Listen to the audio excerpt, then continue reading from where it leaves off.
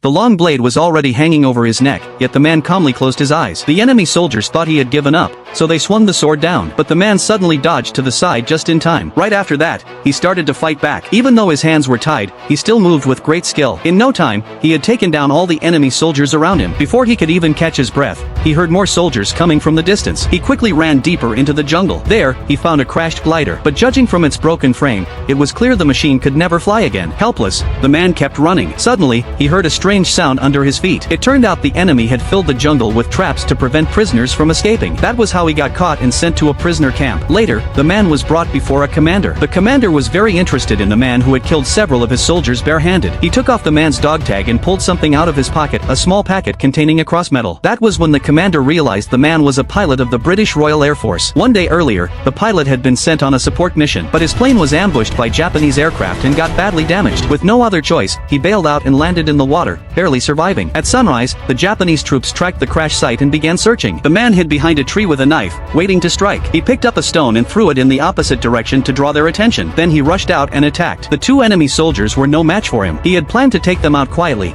but he accidentally stepped on a landmine. The explosion drew nearby enemies. Seeing the situation turn bad, he ran deeper into the jungle but soon fell into a Japanese ambush. With dozens of rifles aimed at him, he had no choice but to kneel and surrender. The camp commander admired his fighting skills and decided to make him join a match the next day to die in the arena. The next day, the man was brought to the center of the arena. He thought he would be executed there, but to his surprise, a soldier cut the ropes binding his hands. Then 3 other prisoners were pushed into the arena. Their opponent was a Japanese soldier. The soldier began by flexing his muscles, showing off his strength. The 3 prisoners had no choice but to attack together. But as soon as they got close, one of them was knocked down by a single punch. The other 2 rushed in, but their attacks did nothing. In just a few moves, the Japanese soldier took them both down. Then it was the man's turn. He stepped forward, kicked the soldier, and landed a punch on his head. The Japanese soldier fell instantly. The Japanese officers watching were all stunned by what they saw.